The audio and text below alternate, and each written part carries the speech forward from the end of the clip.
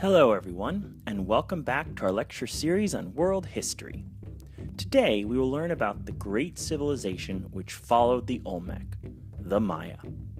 We will focus this lecture on the 1300 years between 400 BC and 900 AD, as this is the time between the collapse of the Olmec and the fall of the classical Mayan civilization.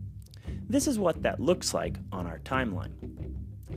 In our last lecture, we ended our story around 400 BC, when the Olmec civilization collapsed and their great city of La Venta was abandoned. As I mentioned last time, the cause of this collapse is still unknown. But this collapse did not mean the end of the Olmec people. Instead, their society changed, absorbed new immigrants, and developed into a different culture.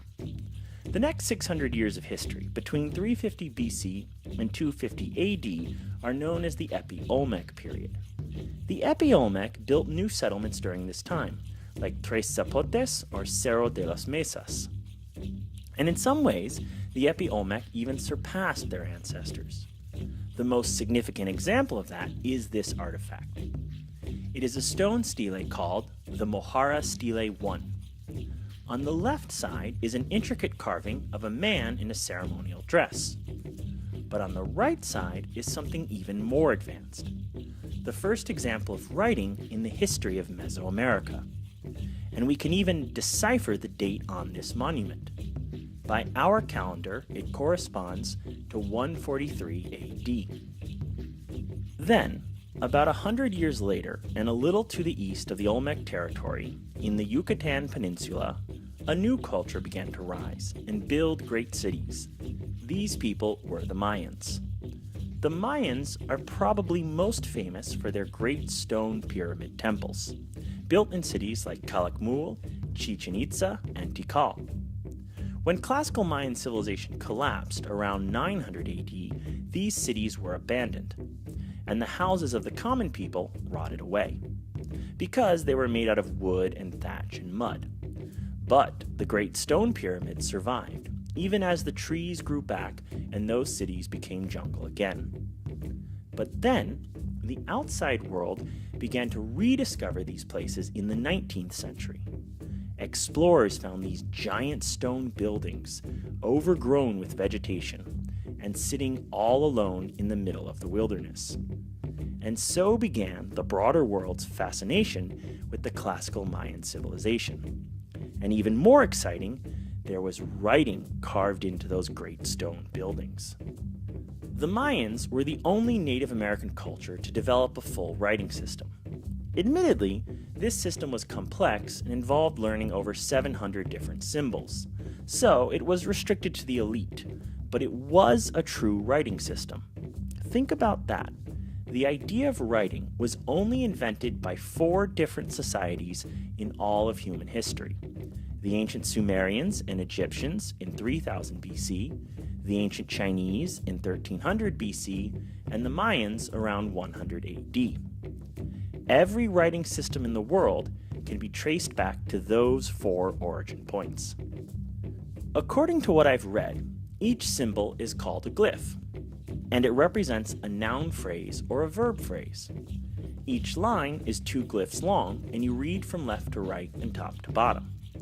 Then, once you come to the bottom of the 2 columns, you jump over to the top of the next 2 columns. But the Mayans did not just make carvings in stone. They also had their own type of paper and their own books. They made a special kind of bark paper from the inner bark of the amate tree, which is native to Mexico. On this slide, I have a picture of the tree on the far left and a picture of this bark paper in the middle. And on the right is an example of one of these Mayan books, which today we call the Dresden Codex. But, as I did the research for this lesson, I learned something very sad. Only 4 Mayan books still exist today. The Dresden Codex, the Madrid Codex, the Paris Codex, and the Grolier Codex. That's it. That's all that survives of an entire civilization's paper literature. The reason for this is the Spanish. After they conquered the Maya in the 1500s, Spanish officials and priests regarded their literature as worthless and evil. and they destroyed it. One of the great destroyers of Mayan culture was Bishop Diego de Landa, who wrote these words about how he burned the Mayan books. "We found a large number of books in these characters, and as they contained nothing in which were not to be seen as superstition and lies of the devil, we burned them all, which they regretted to an amazing degree, and which caused them much affliction."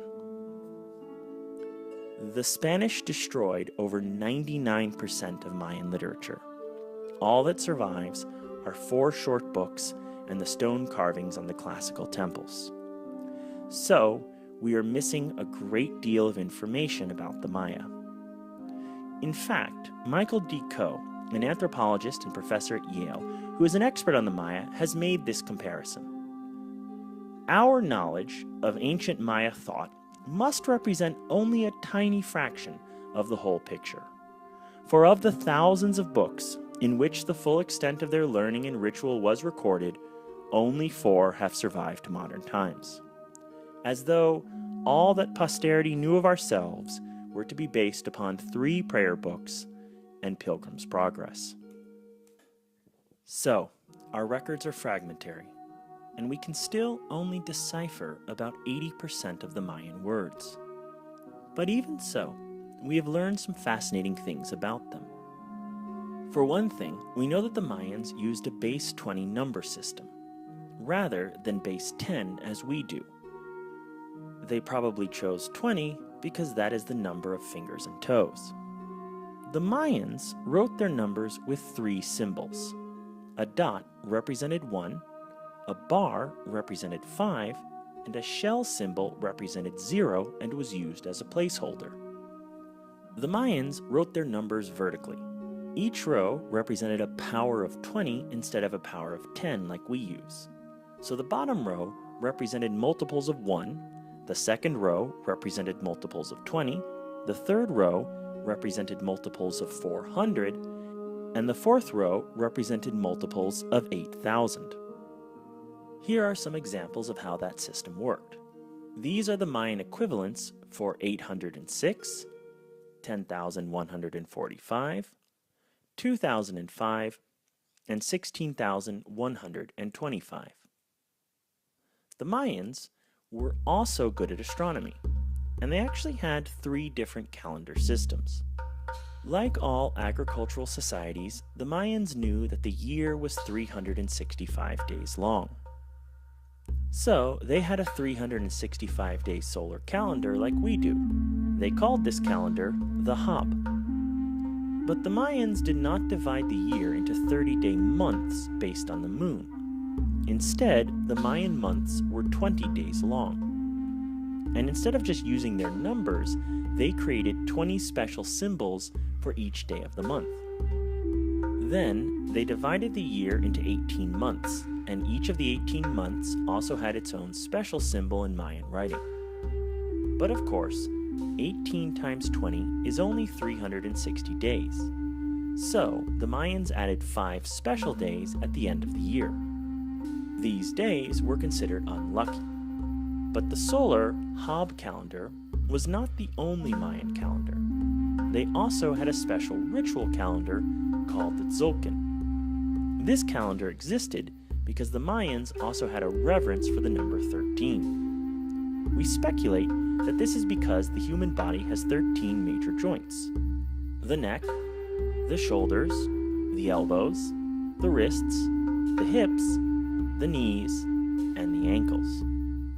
And if you multiply 13 by 20, you get 260, which was the number of days in the Tzolk'in calendar. This calendar may also have developed because 260 days is also the approximate length of a pregnancy, or at least the time between the first missed period and birth. But of course, 365 and 260 do not match up very well. The least common multiple for these numbers is 18,980. That means that it takes 52 years for the calendars to line up again. This means that each day can have a Hab calendar date and a Tzolk'in calendar date. And since 52 years is a good portion of a human life, you can think of this system as giving each day in your life a distinct name. The Hab date is its first name, and the Tzolk'in date is its second name. This might seem like a strange system at first, but the traditional Chinese calendar does something similar, except it does this for years instead of days. That calendar combines the 12 zodiac animals with the 5 elements. Each year gets its own element and animal, and the system repeats itself every 60 years instead of every 52 years. For example, 2018 was an Earth Dog year, but so was 1958. Of course, this system only works for a period of 52 years. If you want to keep track of longer periods of time, you need another system. And this is why the Mayans had a third calendar called the Long Count calendar. In this system, one day was called a kin, 20 days were a winal, the Mayan month, 18 winals were a tun, or 360 days, so a tun was very close to a solar year. 20 tun were called a kat-tun, or 7,200 days, and 20 kat-tun were a ba'ak-tun, or 144,000 days, which is about 394 years. Now, the Mayans believed that the Earth was created on August 11th, 3114 BC. This meant that the first Baktun was completed on November 13th, 2720 BC. The second Baktun was completed on February 16th, 2325 BC. The third Baktun was completed on May 21st, 1931 BC, and so on. If you look carefully at the calendar, you can see that the 12th Baktun was completed on September 18th, 1618 AD, and the 13th Baktun was completed just a few years ago on December 21st, 2012. This was also the first day of winter that year. Because the Mayans have a special reverence for the number 13, that date was very special for them. This is similar to how the whole world had a special celebration on January 1st, 2000. Now, I created this lesson in the year 2018, in the 8th month of that year on the 30th day of that month. But for the classical Mayans, that same date would be the 13th Baktun, the 0th Katun, the 5th Tun, the 13th Winal, and the 18th day since the creation of the world. But for all of their mathematical, astronomical, and literary sophistication, the Mayans were still limited by one major problem. Like the ancient Sumerians and Greeks, they were divided into different city-states. And these states were constantly at war with each other. The fragments of Mayan history that do survive are filled with tales of war, conquest, murder, alliances, peace treaties, and betrayals. The main focus for all the Mayan kings was fighting wars with other Mayan kings. They also had to conduct a foreign policy and deal with the powerful city of Teotihuacan further to the west in central Mexico. We know from temple inscriptions that Teotihuacan would sometimes meddle in internal Mayan politics, and they even organized a coup in Tikal in 378 AD. This period of great city-states with monumental stone buildings is known as the Classical Mayan period, and it lasted for over 600 years, from the 3rd century AD until the 10th century AD. But then, in the early 900s, the classical Mayan civilization ran into trouble. We think that they experienced a severe drought and a long environmental crisis that harmed the production of food. Since the Mayan kings were limited by ancient traditions and fixated upon warfare, they were unable to organize a response to this crisis. And then, in the 900s, the entire system collapsed. The population plummeted, the kings lost power, and many of the great cities were abandoned. One of those great cities is called Tonina today, and in that city there is a monument called Monument 101. On this monument we see written the very last long count date. It was carved in the year 909 AD. After that, the kings of Tonina stopped building these types of monuments, and a few decades later, the city was abandoned. But the end of the classical Mayan period did not mean the end of the Mayan people. Mayan society recovered and their population bounced back. Two of the greatest cities during this time period were Zaculeu and Mayapan. This next period of Mayan society is called the post-classic period, and it lasted another 6 centuries, from around 950 AD until 1511 AD. But then, in 1511, the Spanish arrived. Over the next 200 years, they conquered the Mayans and defeated the last independent Mayan kingdom in 1697. As we've already seen, this had a devastating impact on Mayan culture, but the diseases brought by the Spanish, like smallpox, also decimated the Mayan population.